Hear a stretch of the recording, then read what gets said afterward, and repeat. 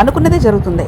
మొత్తానికి రిషికొండ భవనాలను, రిషికొండ ప్యాలెస్ని జగన్మోహన్ రెడ్డి ఎంత అపురూపంగా కట్టారో అంతే అపురూపంగా కార్పొరేటర్లకు అప్పగించే పనిలో కూటమి ప్రభుత్వం బిజీగా ఉంది. దాదాపు 2 ఏళ్ల నుంచి, అంటే అధికారంలోకి వచ్చిన తర్వాత నుంచి ఏపీ ప్రభుత్వం దీనిపై కసరత్తులు చేస్తూనే ఉంది. ప్రజల నుండి అభిప్రాయాలు, ఇతరత్ర ప్రశ్నల సేకరణ రకరకాలుగా అందరి నుంచి అడుగుతూనే ఉంది. ఎన్నెన్నో రకరకాల ఫీట్లు చేస్తూనే ఉంది. అయినప్పటికీ మొదటి నుంచి అనుకున్నట్టుగా వాటిని చివరకు కార్పొరేటర్లకే అప్పగించే ప్రక్రియను మొదలుపెట్టింది. దీనిపై ఇప్పటికే ఒక కమిటీ నివేదికలను తయారు చేసి తుది నిర్ణయానికి రాష్ట్ర ముఖ్యమంత్రి చంద్రబాబు నాయుడు వద్దకు వెళ్లడానికి సిద్ధంగా ఉంది. ముఖ్యమంత్రి నిర్ణయం తర్వాత దాదాపుగా ఇది కార్పొరేటర్ల గుత్తాధిపత్యంలో ఉండనుంది.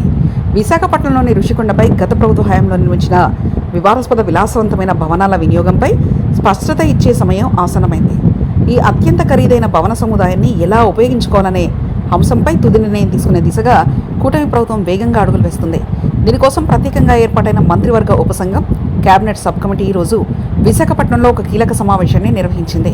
ఇప్పటికే ప్రభుత్వం వద్ద ఉన్న వివిధ రకాల ప్రతిపాదనలు, అధికార నివేదికలను ఆధారంగా చేసుకుని సబ్ కమిటీ సభ్యులు ఈ భవనాలను మరోసారి క్షేత్రస్థాయిలో పరిశీలించారు.